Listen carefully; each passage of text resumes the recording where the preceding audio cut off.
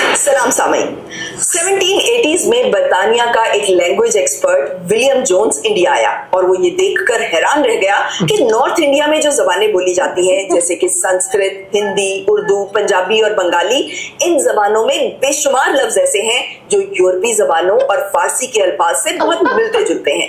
जैसे इससे क्या समझ आ रहा है आपको? क्या समझ आ रहा है? मेरे भी दिमाग में वही आ रहा होगा जो आपके आ रहा है। इतनी सारी लैंग्वेजेस इतनी दूर दूर की कैसे आई? समझ जाना मैं क्यों हंस रहा था। अब आपको संस्कृत जबान में मात्र पितर कहते हैं, लैटिन जबान में माटर पीटर, ग्रीक में मेतर पातर, इटालियन और स्पेनिश में माद्रे पाद्रे, इंग्लिश में मदर फादर और फारसी और उर्दू में मादर पितर। इसी तरह भाई को संस्कृत में भ्राता, इंग्लिश में ब्रदर और फारसी में ब्रादर कहते हैं। आग को संस्कृत में अग्नि और लैटिन में इग्निस कहते हैं और इंग्लिश का लफ्ज इग्निशन भी इसी से निकला है।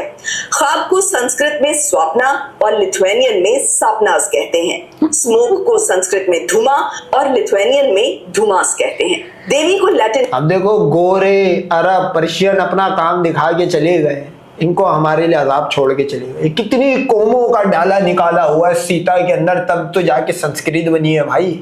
इनकी तो लैंग्वेज, ये नहीं समझना अणवे ठुके हुए हिंदू ठुके हुए थे, इनकी तो लैंग्वेज ठुकी हुई है भाई। कहीं के गुर्दे कहीं के फेफड़े पकड़ के तो लैंग्वेज बनी है। में डीवा कहते हैं। दांत को लैटिन में डेंटिस्ट कहते हैं और इंग्लिश का लफ्ज डेंटिस्ट भी इसी से निकला है। संस्कृत और यूरोपियन लैंग्वेजेस की गिनती और ग्रामर में भी हैरानकुन मुशाबिहत पाई जाती है। इसी तरह की बहुत सी ऑब्जर्वेशंस की बुनियाद पर सर विलियम जोन्स ने यह नतीजा अखज़ किया कि संस्कृत जबान यूनानी और लातीनी जबानों के साथ इस कदर मिलती जुलती है कि यह मुशाबिहत महज इत्तेफाक का नतीजा हरगिज नहीं हो सकती। इस पॉइंट पर मजीद रिसर्च के बाद लैंग्वेज एक्सपर्ट्स ने जाना कि यूरोप और इंडिया की बहुत सी जबानें और पर्शियन लैंग्वेज, ये तमाम जबानें एक ही लैंग्वेज फैमिली से बिलोंग करती हैं जिन्हें इंडो यूरोपियन लैंग्वेजेस कहते हैं। इसका मतलब ये है कि ये तमाम जबानें दरअसल एक ही गुमशुदा जबान की औलादें हैं।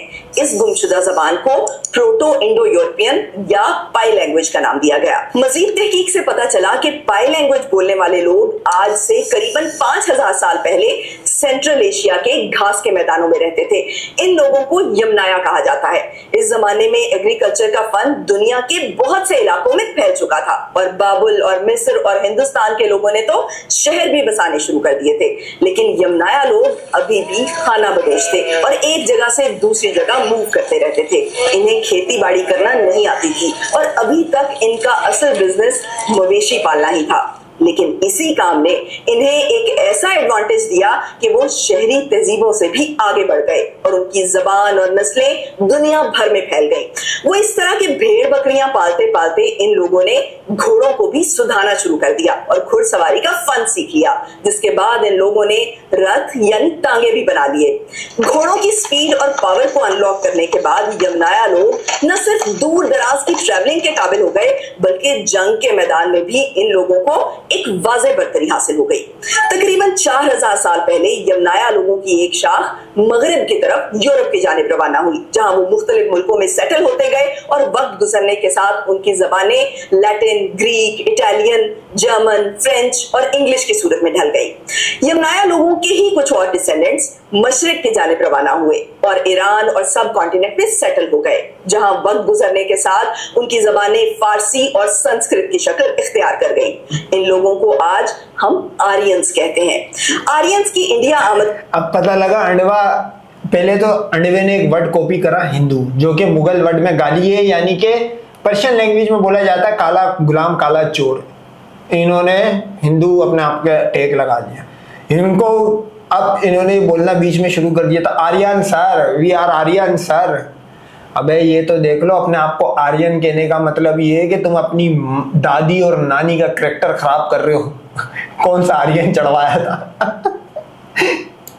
के बारे में 18 वैसे अगर आर्यन अंडवे 80% अगर आर्यन है, जो रावण ने काम दिखाया था जिसका इल्जाम आ गया था राम के ऊपर, लव और कुश, उसकी ब्रीड भी तो बड़ी होगी, वो श्रीलंकन नस्ल हुई। तो मेरे को ऐसा लग रहा है जो तमिल लोग हैं ना, वो लव और कुश, वो जो श्रीलंकन ने काम दिखाया था रावण ने, वो उसकी कार्रवाई का नतीजा है। बाकी जो अणवा अपने आप को आर्यन बोलता है तो देख लो भाई, क्रॉस ब्रीडिंग। में ब्रिटिश स्कॉलर मैक्स मुलर ने अपना मशहूर लेकिन मुतनाज़ा नजरिया पेश किया, जिसे आर्यन इन्वेजन थ्योरी कहते हैं। ये थ्योरी हमें बताती है कि आर्यन, ये मेरे ख्याल में जर्मन था, आज से कुछ 3500 साल पहले हिंदुस्तान पर हमलावर हुए। ये लोग रशिया, यूक्रेन और काजाकिस्तान के इलाकों से आए थे। आर्यन हमले के वक्त हिंदुस्तान में इंडस वैली सिविलाइजेशन का जमाना था और यहाँ ये देख लो भाई, नंगे घूम रहे। ये एआई जनरेट कर रहा है। एआई भी झूठ इसलिए नहीं बोलेगा क्योंकि वो भी हिस्ट्री पे चलता है। वो वाली हिस्ट्री नहीं है, चूहे पड़ने वाली हिस्ट्री नहीं है इसमें। ये देख लो, ये नंगे थे। इनकी गुर्बत का जो आलम था वो ये था कि कृष्णा चोरियां करके मक्खन खाता था भाई, इसके खुद खाने के वांदे थे। ये चोर थे। तो फिर ऐसे लोग पे हर बंदा आगे क्यों नहीं राज करेगा? बताओ ना, ये गरीब फकीर के बच्चे थे, ये क्या जंग लड़ेंगे? अब देख लो, आर्यन वो डाला निकाला करके निकल गया, अरब वो कर गए, पर्शियन वो कर गए भाई। मतलब कोई ऐसी नस्ल छोड़ी है इस दुनिया में, कोई ऐसी ब्रीड छोड़ी हो जिसके तुम भाई गुलाम ना रहे हो?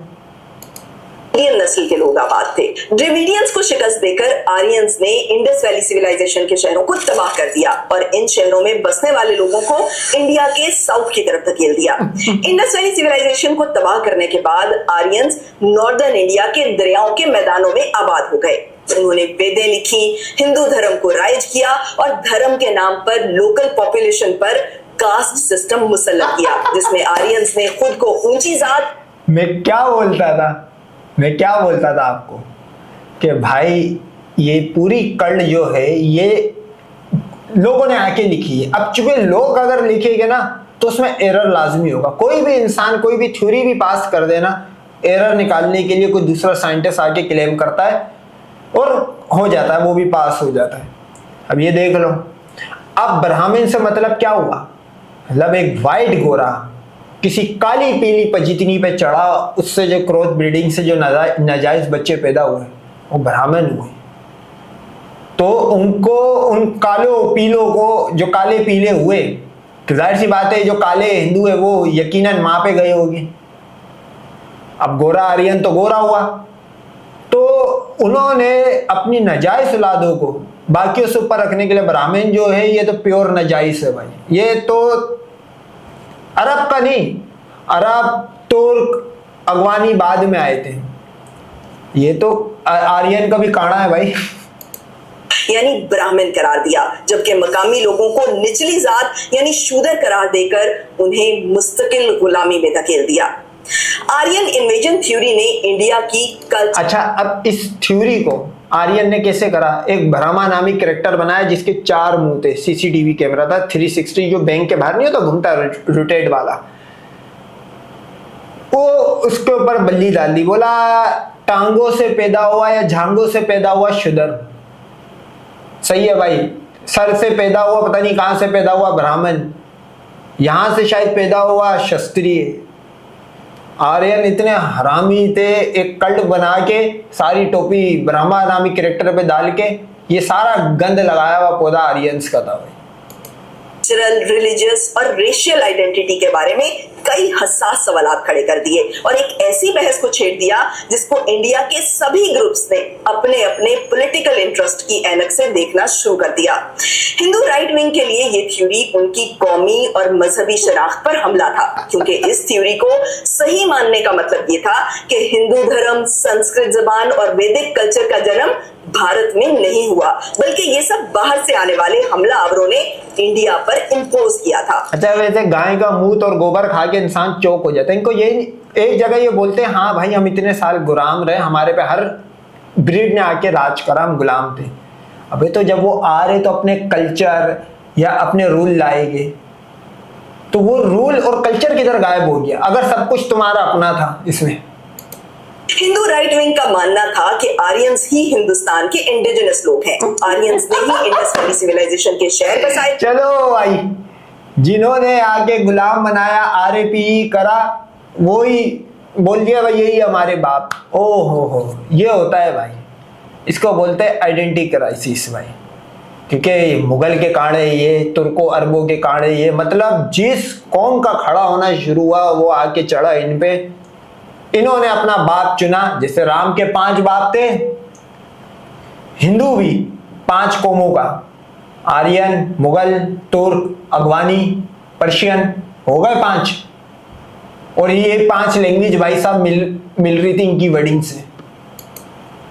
और साउथ इंडिया के ड्रेविडियंस भी दरअसल आर्यंस ही हैं। और ये जो इंडियन और यूरोपियन लैंग्वेजेस में आपको मुशाबिहत नजर आती है, इसकी वजह ये है कि इंडो यूरोपियन लैंग्वेजेस का असल वतन भारत है और फिर आर्यंस भारत से निकलकर सारी दुनिया में गए और इस तरह इंडो यूरोपियन लैंग्वेजेस यूरोप में पहुंची। हिंदू नेशनलिस्ट के नजदीक आर्यन इन्वेजन थ्योरी अंग्रेजों की साजिश थी ताकि वो इंडिया पर अपनी पकड़ को मजबूत बना सकें। इस थ्योरी की मदद से अंग्रेज एक तरफ इंडियंस में एक इंफीरियरिटी तो फिर तुम आर्यन को फिर अपना बाप क्यों मान रहे हो? वी आर आर्यन सार, फिर ये क्यों बोलते हो भाई? अगर तो अंग्रेजों की थ्योरी थी, कॉम्प्लेक्स इंजेक्ट करना चाह रहे हैं ये साबित करके कि भारत हमेशा से ही आला नस्लों के अंडर रहा है। हालांकि आर्यन जो थे वो तो खुद जाहिल जक्कड़ से मवेशी चलाते थे भाई, इनके ऊपर मवेशी चलाने वाले तक चढ़े भाई कि ये तो डूब मरने का मकाम है। अरब, तुर्क, ये तो आपको पता है कितनी अजीम का मतलब कौमें ये पढ़ी लिखी, गोरी चिट्टी, प्लस अमीर, तेल वेल, ये अबे इन पे वो जानवर चलाने वाले भी चढ़े। आर्यन तो जानवर चलाने वाले थे शुरू में। दूसरी तरफ वो डिवाइड एंड रूल पॉलिसी को इस्तेमाल करके इंडियंस की मुजाहमत को तोड़ना चाह रहे हैं। हिंदू मुस्लिम के झगड़े वो पहले ही करवा रहे थे और अब आर्यन इन्वेजन थ्योरी के जरिए उन्होंने नॉर्थ और साउथ इंडियंस को आर्यंस और ड्रेविडियंस में बांट दिया है ताकि इंडियंस कभी भी उनके खिलाफ इकट्ठे ना हो सके। दूसरी तरफ इंडिया के अंग्रेज हुक्मरानों को आर्यन हमले का नजरिया बहुत पसंद था क्योंकि ये थ्योरी उनके आला नस्ल होने के बयानिए को सपोर्ट करती थी और उनके हिंदुस्तान पर कब्जे को अखलाकी जवाब फराहम करती थी। इस टाइम पर यूरोप में एक रेशियस्ट आइडिया बहुत पॉपुलर था कि खुदा ने गोरों को बाकी इंसानों से सुपीरियर बनाया है और उन्हें ये जिम्मेदारी दी है कि वो दुनिया की गैर मुहज़्ज़ब और बैकवर्ड कौमों को सिविलाइज्ड और एजुकेटेड बनाए और उन्हें खुदा के सच्चे मजहब यानी क्रिश्चियनिटी की तरफ। इस सोच को वो लोग व्हाइट मैन बर्डन यानी गोरे का फर्ज कहते थे।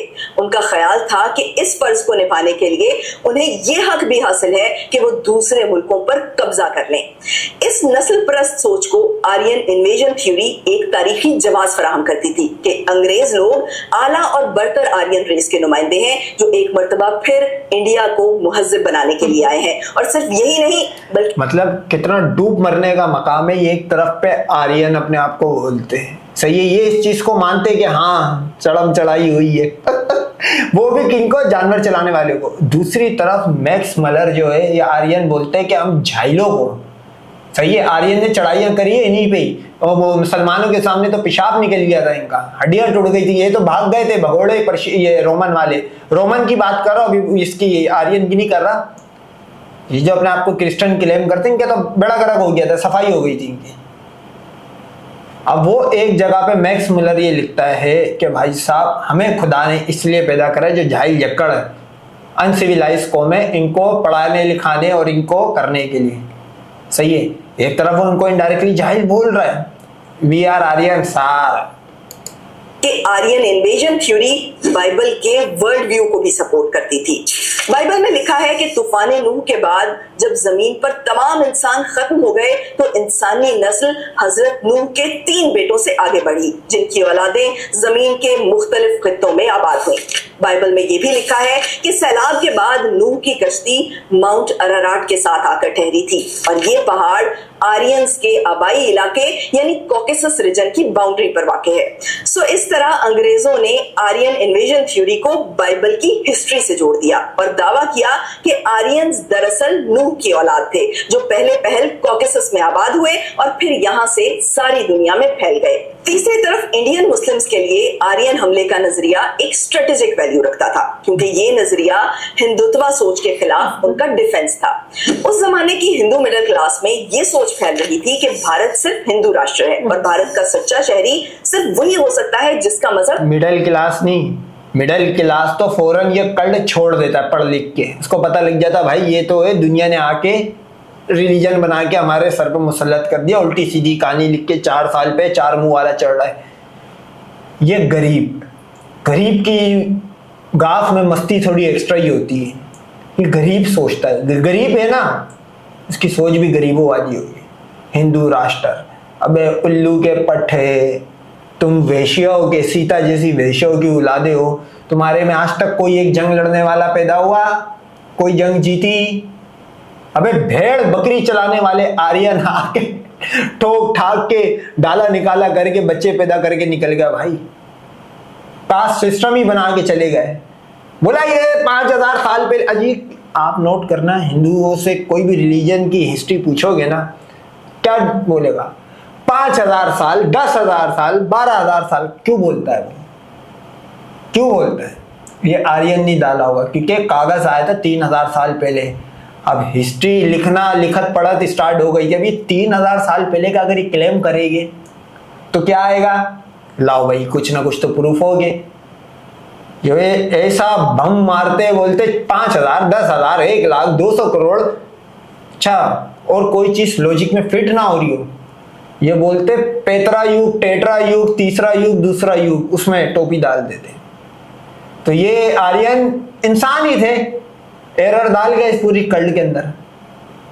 ये ब्रह्मा जो है, ये आर्यन का एक बनाया हुआ कैरेक्टर है, उसके ऊपर 4 कास्टें बना दी इन्होंने, शुदर पुदर, नाले साफ करने वाले, ब्राह्मण, क्षत्रिय, ये इसरा बना गए। भारत में पैदा हुआ हो, जैसे हिंदू, जैन, बुद्ध या सिख। और चूंकि मुसलमानों की मुकद्दस सरजमीन भारत में नहीं है, लिहाजा वो हिंदुस्तान के सच्चे पेट्रियाटिक शहरी नहीं हो सकते अनटिल अनलेस वो भारत को अपनी हम तो गजवा हिंद करने वाले भाई, हमारी तो हिस्ट्री है कि हम जंग लड़के जीतते भाई, जगह लेते, और कोई भी नहीं काट पाया भाई। अनडिफिटेड है हम, और आगे भी यूं ही रहेगी। हमारे वाला वो 33 कोटि वाला सिस्टम नहीं था, या कोई आर्यन वार्यन नहीं आया था। हमें तू बोल सकता है हम तुम्हारे पे चढ़े 1000 साल, हमारे पे कोई आगे नहीं चढ़ा। सामने वालों ने अपनी जरूर पेश करी है, तुम्हें छोड़ के और रिलीजन ने भी पेश करी है। तो ये देखो, इंडिया में रहने वाला मुसलमान नहीं हो सकता, ये एक मेरा अपना बिलीव है, हो ही नहीं सकता। मुर्तद है वो तो अभी भी बच बचाओ इसमें से ढूंढ रहा होगा। धरती यानी मुकद्दस सरजमीन मान ले। यही वजह है कि आज भी हिंदू नेशनलिस्ट इंडियन मुस्लिम से ये डिमांड करते हैं कि अगर वो इंडिया के वफादार हैं तो भारत माता की जय कहें। लेकिन मुसलमान ऐसा करने से अवॉइड करते हैं, क्योंकि इस नारे में वतन को एक देवी माँ की सूरत दी गई है। तो मुसलमान वहां पे है काम भाई, जबकि मुसलमान अल्लाह के अलावा किसी और को खुदाई स्टेटस देने को शिर्क समझते हैं। इसीलिए वो भारत माता की जय नहीं कहते, ऑल्दो उन्हें जय हिंद कहने में कोई प्रॉब्लम नहीं है। भारत माता की जय के नारे लगने चाहिए, असदुद्दीन ओवैसी भी मेरा साथ देंगे। भारत माता की, भारत माता की। असदुद्दीन ओवैसी, आप पे भी कैमरा था उस समय। हाँ, मैं नहीं बोला तो मैं बोलूंगा हिंदुस्तान जिंदाबाद, भारत जिंदाबाद, जय हिंद बोलूंगा मैं। ये वीडियो देखने के बाद आपको अल्लाह का शुक्र तो अदा करना ही करना है, वो तो लाजिम है हर हाल में। कायदे आजम का भी शुक्र अदा करो भाई, इसके लिए दुआए मगफरत पढ़ो। ये देखो कैसे जलील हो रहा है, मेन स्ट्रीम मीडिया पे लॉयल्टी प्रूफ करनी पड़ी है इसके जिंदाबाद के भाई। मुझे यहाँ पे आके कोई बोल के दिखाए कि तू पाकिस्तान जिंदाबाद बोल। कोई आपने कभी मीडिया पे देखा है पाकिस्तान जिंदाबाद के नारे लग रहे हो? ये लोग पॉलिटिशियन बुलाया, नेशनल लेवल के नारे लग गए। भारत और हिंदुत्व आइडियोलॉजी ने इंडिया को मुकद्दस मानने को इंडियन होने का मयार बना दिया, और इस मयार की बुनियाद पर मुसलमानों को अंग्रेजों के जैसे आउटसाइडर समझा जाने लगा, जिनका भारत पर कोई क्लेम नहीं बनता। हिंदू सोसाइटी में हिस्ट्री का एक ऐसा वर्जन पॉपुलर होने लगा कि हिंदुस्तान के मुसलमान हुक्मरान फॉरेन इन्वेडर्स थे, जिन्होंने सदियों तक हिंदुस्तान पर गासिबाना हुकूमत की और तलवार के जोर पर हिंदुस्तानियों को अपना मजहब तब्दील करने पर मजबूर किया। इस बयानिए के खिलाफ मुसलमानों का counter narrative Aryan invasion theory पर बेस करता था, क्योंकि अगर आर्यन हमले को दुरुस्त माना जाए तो इसका मतलब है कि इस्लाम की तरह हिंदू धर्म भी हिंदुस्तान में पैदा नहीं हुआ, और वो लोग जिन्होंने हिंदुस्तान में हिंदू धर्म, संस्कृत और वैदिक कल्चर को राइज किया वो भी मुसलमानों की तरह बाहर से ही आए थे। और ये दलील हिंदुस्तान में मुसलमानों की आमद को जस्टिफाई करती है, क्योंकि जब मुसलमानों को फॉरेन इन्वेडर्स या फोर्स्ड कन्वर्ट्स कहा जाएगा तो जवाबन हम भी ये कह सकते हैं कि हिंदू ब्राह्मण भी फॉरेन इन्वेडर्स थे, जिन्होंने इंडिया में हिंदू धर्म और कास्ट सिस्टम को ताकत के बल पर नाफिज किया। When we say Muslims are foreign invaders, they say, well, you know, Hindus are also Aryan invaders. They are the Brahmins. They brought in the Vedas. अब सवाल ये है कि इस तमाम कंट्रोवर्सी के बीच आर्यन इन्वेजन थ्योरी की अबे ये हिंदुओं में ब्राह्मण को बोला जाता है सबसे ऊंची कास्ट। अबे ये तो भेड़ बकरी चलाने वालों की औलाद है भाई। मैं बोलता हूँ जो इनसे निचली जात होगी ना, जो तुर्क अरब के नीचे आए, ये राजपूत और फला ढिमकाना, ये ज्यादा बेहतर है। अबे ये तो भेड़ बकरियां चलाने वाले थे आर्यन, इनकी नस्ल है ब्राह्मण। ब्राह्मण के साथ तो प्रैंक हो गया। मतलब इन्होंने, आर्यन ने जलील करा किसको? दलित को, शूद्र को। बोला ये झांगों से पैदा हुआ है, उसकी ब्राह्मा करेक्टर है।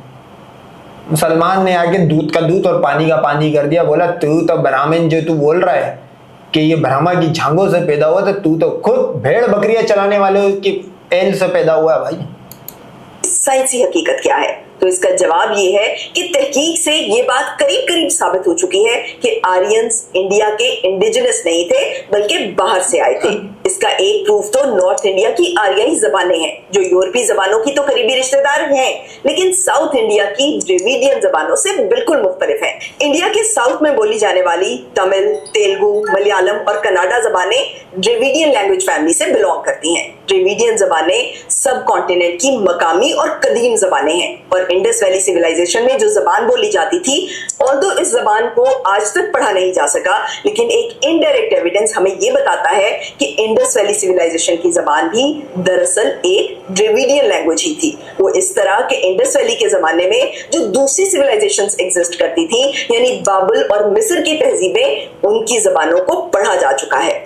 और ये बात भी वेल एस्टेब्लिश्ड है कि अब आप नोट करो, उनकी जबानों को पढ़ा जा चुका है, इसका मतलब लोकल ही थे। इनकी जबानों को पढ़ा नहीं जा चुका है, क्योंकि वो आया अमीर तो अपना शौक पूरा कर गया, पीछे इन जैसों को पैदा छोड़ के चला गया। अब इनको तो जबान आती ही नहीं थी, क्योंकि जिस सीता पे चढ़ा है आर्यन, वो उसकी जबान थोड़ी ना जानता, वो तो मौज मस्ती करा और निकल लिया। तो देखो जो चीजें मिली है ये उनको पिछाड़ नहीं पा रहे, ये तो कांडे हो गए आर्यन के भाई। इन तहजीबों का इंडस वैली सिविलाइजेशन से ट्रेड होता था। तो अगर चीजों का ट्रेड होता था तो लाजमी बात है कि लफ्जों का एक्सचेंज भी होता होगा, खासतौर पर वो चीजें जो सिर्फ इंडस वैली से इंपोर्ट होती थी, उन चीजों का नाम भी लाजमन इंडस वैली की जबान से आया होगा। इस तरह की एक चीज हाथी दांत यानी आइवरी है। आर्कियोलॉजिकल और जोलॉजिकल एविडेंस बताता है कि 2500 से 1500 BC तक वेस्ट एशिया में हाथी दांत की तमाम सप्लाई इंडस वैली सिविलाइजेशन से आती थी, और जाहिर है कि हाथी दांत के मटेरियल के साथ साथ हाथी और हाथी दांत का लफ्ज भी बाबुल में इंडस वैली सिविलाइजेशन से ही आया होगा। हाथी दांत से मेरे को याद आया कि पर्शिया की लड़ाई में खालिद बिन वलीद रज़ी अल्लाह अन्हु के सामने जो हाथी आए थे, ऊंचे ऊंचे बड़े बड़े, वो बताते हैं केरला के हाथी थे भाई। सही है, वहां पे आके हाथी बेचते थे ये लोग, और ये वो मतलब मजदूरियां करते थे। तो वो जो वहां के इंडिया के केरला के जो मवेशी थे वो अपने हाथी वाथी बेच के जाते थे। तो देखा जाए तो ये हाथी दांत वाली जो बात है, ये तो प्रूफ होती है कि जब पर्शिया की सफाई हो रही थी तो भाई साहब ये इंडियन हाथी तो वहां मौजूद थे। अब जो लफ्ज बाबुल में हाथी और हाथी दांत के लिए इस्तेमाल होते थे, उन्हीं से मिलते जुलते लफ्ज आज भी साउथ इंडिया की द्रविडियन जबानों में हाथी के लिए इस्तेमाल होते हैं। और इससे जाहिर होता है कि इंडस वैली सिविलाइजेशन की जबान एक एंसेस्ट्रल द्रविडियन लैंग्वेज थी। आज हम देखें तो इंडस वैली सिविलाइजेशन के इलाके में बोली जाने वाली तमाम जबानें, यानी उर्दू, सिंधी, पंजाबी, पश्तून और बलोची, ये तमाम जबानें इंडो यूरोपियन फैमिली से ताल्लुक रखती हैं। लेकिन इन तमाम जबानों के बीचों बीच आज भी एक ड्रेविडियन लैंग्वेज एग्जिस्ट करती है जो कि साउथ इंडिया की ड्रेविडियन जबानों की रिश्तेदार है। ये जबान ब्राह्वी है जो कि पाकिस्तानी बलूचिस्तान के कल्लार, खुजदार और मस्तोंग डिस्ट्रिक्ट में रहने वाले 22 लाख लोगों की मादरी जबान है। देखा जाए तो इस इलाके का भाई मैं तो इस डिस्ट्रिक्ट में काफी बार घूमने गया, वो ये अपना बलूचिस्तान वाली जिस जगह का नाम ले रही, मेरे को तो आज पता लग रहा है इस वीडियो को देखने के बाद कि ये लैंग्वेज यहाँ की है। इंडिया के साथ कोई ज्योग्राफिकल कनेक्शन नहीं है और ये इलाका साउथ इंडिया से करीबन 2000 किलोमीटर के फासले पर है। इसके बावजूद इस इलाके में एक ड्रेविडियन जबान की मौजूदगी ये जाहिर करती है कि किसी वक्त में ड्रेविडियन जबानें सब कॉन्टिनेंट के बहुत से हिस्सों में फैली हुई थी और माहिरीन कहते हैं कि ब्राह्वी जबान उस जबान का फॉसिल रिकॉर्ड हो सकती है जो इंडस वैली सिविलाइजेशन में बोली जाती थी। लेकिन जब आर्यंस इंडिया में आए तो ड्रेविडियन जबानें बोलने वाले इंडिया के साउथ की तरफ मूव कर गए और नॉर्थ इंडिया में आर्यंस और वेदों की जबान यानी संस्कृत और दीगर इंडो आर्यन जबानों का बोलबाला हो गया। आर्यन लोगों का इंडिया के बाहर से आने का अगला प्रूफ ये है कि इंडिया की कदीम तरीन तहजीब यानी इंडस वैली सिविलाइजेशन से हमें जो आर्कियोलॉजिकल और जेनेटिक एविडेंस मिला है वो ये साबित करता है कि वहां के लोग आर्यन से अलग थे। इंडस वैली सिविलाइजेशन एक शहरी तहजीब थी जिसका मरकज हड़प्पा और मोहनजोदाड़ो जैसे प्लान्ड सिटीज थे। दूसरी तरफ ऋग्वेद में दिखाया गया आर्य समाज, मैं आपको बताता हूँ ये हिंदुओं ने कौमे लूत वाला काम शुरू कर दिया था। मोहनजोदड़ो एक टाइम पे बताते उस दौर का हब था, बिजनेस हब भी था और पूरे इंडिया में अंधों में काना राजा समझते हो, इंडस सिविलाइजेशन में अंधों में काना राजा था, बहुत डेवलप था, मतलब आगे पीछे के एरिया को देख के। भाई साहब वहां पे खुदा का अजाब आया था क्योंकि वहां पे भी यही सेम सेक्स वाला काम शुरू हो गया था। तो ये ऐसे पलीत कौम है। रूरल एग्रीकल्चरल सोसाइटी है जिसमें शहरी जिंदगी के कोई आसार दिखाई नहीं देते।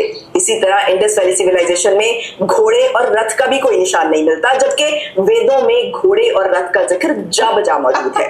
फिर इंडस वैली के लोग अपने मुर्दों को दफनाते थे जबकि आर्यंस मुर्दों को जलाते थे। और अगली बात ये कि अगर आर्यंस इंडस वैली के होते, बस भाई ये आर्यंस जलाते थे, देख लो मैंने आपको पहले कहा था ये गोरे और मुसलमानों ने मिक्स प्लेट करके ये कल्ट बनाई है भाई।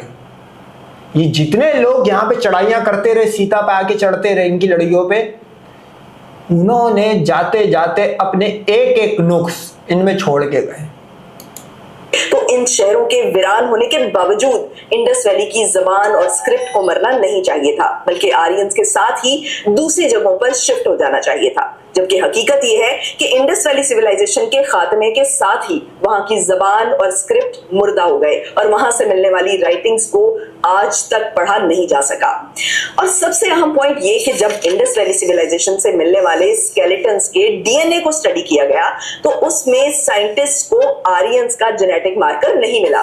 पुराने जमाने में जबानें एक जगह से दूसरी जगह सिर्फ इंसानों के जरिए पहुंचती थी, यानी जहां जहां जबान का ट्रांसफर होता था वहां वहां लोगों का डीएनए भी पहुंचता था। सो अगर तमाम इंडो यूरोपियन जबानें एक ही जबान से निकली हैं तो इसका मतलब ये है कि आज वो तमाम लोग जो इंडो यूरोपियन जबानें बोलते हैं उनकी जबानों की तरह उनके जीन्स में भी कुछ ना कुछ कॉमन होना चाहिए। और हुआ भी ऐसे ही कि जब साइंसदानों ने मुख्तलिफ इलाकों और मुख्तलिफ जमानों के लोगों का डीएनए स्टडी किया तो उन्हें डीएनए के एक खास सीक्वेंस का पता चला जो कि इंडिया से लेकर स्कैंडिनेविया तक इंडो यूरोपियन जबानें बोलने वाले तमाम मुल्कों के लोगों में पाया गया। इस सीक्वेंस को वाई क्रोमोसोम हैप्लोग्रुप R1A कहते हैं। ये डीएनए सीक्वेंस आर्यंस का जेनेटिक मार्कर है, यानी हम कह सकते हैं कि जिन लोगों के डीएनए में वाई क्रोमोसोम हैप्लोग्रुप R1A का जेनेटिक सिग्नेचर मिलता है उनके आबा अजदाद आर्यंस थे। R1A का आबा अजदाद नहीं, अगर तो वो लगभग इंडिया में मौजूद है या वो इस रीजन में पूरे में मौजूद है, समझ जाओ नानी और दादी आर्यन के नीचे से गुजरी है। अबे भैया आर्यन हो गया ये तो। कहते हैं ये डीएनए सीक्वेंस आर्यंस का जेनेटिक मार्कर है, यानी हम कह सकते हैं कि जिन लोगों के डीएनए में वाई क्रोमोसोम हैप्लोग्रुप R1A का जेनेटिक सिग्नेचर मिलता है उनके आबा अजदाद आर्यंस थे। R1A का सबसे पुराना सबूत यूक्रेन में मिला है, जो कि 5000 से 3000 कबल मसीह का है। R1A का जेनेटिक सिग्नेचर यमनाया लोगों के 5000 साल पुराने ढांचों के डीएनए में भी मौजूद पाया गया। इंडिया में R1A जेनेटिक मार्कर 2000 से 1500 कबल मसीह में मिलता है। यही वो जमाना है जब आर्यन सेंट्रल एशिया के स्टेप रीजन से चलकर इंडिया में आए थे। लेकिन R1A का genetic marker Indus valley civilisation से मिलने वाले ढांचों के डीएनए में नहीं पाया गया। इसका मतलब यह है कि आर्यंस और इंडस वैली सिविलाइजेशन के लोगों का कभी कोई ताल्लुक रहा ही नहीं। और जब आर्यंस इंडिया में आए तो उस वक्त इंडस वैली सिविलाइजेशन का डिक्लाइन हो चुका था। ताहम इस डिक्लाइन की वजह किसी बैरूनी गिरोह का अचानक हमला नहीं था। अगर ऐसा होता तो हमें इंडस वैली सिविलाइजेशन की खुदाई के दौरान हमलावर गिरोहों के हथियार और कत्लेआम के शवाहिद भी मिलते, और साथ ही हमें इंडिया के कल्चर, आर्टिफैक्ट्स और जबानों में किसी बड़ी और अचानक तब्दीली के आसार भी दिखाई देते। लेकिन ऐसा नहीं है। इंडस वैली का डिक्लाइन मौसम की तब्दीली, दरियाओं के सूखने और खुश्क साली की वजह से हुआ था, और आर्यंस के आने से पहले ही ये शहर उजड़ चुके थे। सो आर्यन इन्वेजन और बाकी कल्चरल तो फिर मोहम्मद बिन कासिम को सल्यूट है, उसने करा, क्योंकि ये तो खुद आर्यन का पकड़ के बैठे हुए थे। मोहम्मद बिन कासिम पागल है को आर्यन का फॉलो करने देगा? ये तो खुद भाई किसी का बाहर से आए हुए मस्ती खोर की मस्ती फॉलो कर रहे थे। ये थ्योरी में इन्वेजन वाली बात साबित नहीं हो सकती। अच्छा, राम जितना काला ये मुझे आर्यन नहीं लगता। कौशल्या की बारी में भी आप नोट करो, इतना काला अगर आप भी इंडिया के ओरिजिन में देखो, इतना काला कोई भी पैदा नहीं हो। ये मेरे को लग रहा है कोई अफ्रीकन साइड का कोई काला डाडा आया होगा, इतना लंबा लेके कौशल्या होगा, योगी पागल, मुंह में आ गया होगा पानी, क्योंकि वो जितना काला है मैं नहीं समझता इतना काला इंडिया में कोई हो सकता है जितना राम है। अबे वो तो तवे से शर्त लगा के पैदा हुआ, जला हुआ तवा नहीं होता जिस पे रोटी बनाते हैं। इसीलिए इस थ्योरी को आर्यन माइग्रेशन थ्योरी से तब्दील कर दिया गया, जिसका मतलब यह है कि आर्यन कहलाने वाले लोग तकरीबन 1500 कबल मसीह के आसपास सेंट्रल एशिया से बरसगीर आए। लेकिन ये आमद कोई फौजी यलगार नहीं, बल्कि एक ग्रेजुअल माइग्रेशन थी। मोरल लेसन तो भाई यही है कि ये जो हिंदुस्तान में जितने भी ये कल्ट बनी हुई है, हिंदुइज्म, हिंदुइज्म, ये वो कल्ट है कि इसके अंदर कंट्रीब्यूशन ये है कि आर्यन जो भगवान बना के गए या जो भी कास्ट सिस्टम बना के गए, ये लोग वो फॉलो करते हैं। सही है भाई। फिर इनके वेद में प्रॉफिट मोहम्मद का जिक्र आना, ये जो मुसलमान आए थे ये वो लोग डाल गए। अबे ये कहीं के गुर्दे और कहीं के फेफड़े मिलके ये हिंदुइज्म बनी हुई है। तो शुक्र अदा करो कि आप एक अच्छे रिलीजन में पैदा हुए और आप मुसलमान हुए, वरना आप ऊंच नीच, ये देख लो गोरे क्या लिख रहे अपनी किताब में, क्रिश्चियंस के हाँ ये अड़वे थे, ये जाहिल थे। मतलब उस टाइम पे तो हिंदुइज्म बना हुआ ही नहीं था, जाहिर सी बात है आर्यन आए तो वो बना के गए कि ये लोग जाहिल अनसिविलाइज्ड लोग, ये पत्ते बांध के घूमते नंगे, इनको हम पढ़ाने के लिए खुदा ने हमें भेजा और सही रास्ता है क्रिश्चियन। आ गया ऊंच नीच, ये सुपीरियर, बाकी इधर के जो काले पीले थे ये नीचे। यही आप आर्यन जो गंद मिचा के गए, उसमें देख लो हिंदुओं में ब्राह्मण सुपीरियर, सेकंड टेयर आ गया अपना क्षत्रिय, थर्ड टेयर आ गया ये शूद्र पुदर, और चौथा मेरे ख्याल में दलित पलीत। और ये टोपी इन्होंने डाल दी, आर्यन ने ये बल्ली अपने सर पे नहीं ली, ये बल्ली डाल दी किस पे? ब्रह्मा नामी कैरेक्टर के ऊपर। बोला किसी को गाली भी बकनी होगी तो इनको बकेगा, हमें नहीं बकेगा। और देखो आज वो लैंग्वेज भी कोई पिछाड़ने वाला नहीं है, लेकिन बोलते हैं वी आर आर्यन सार।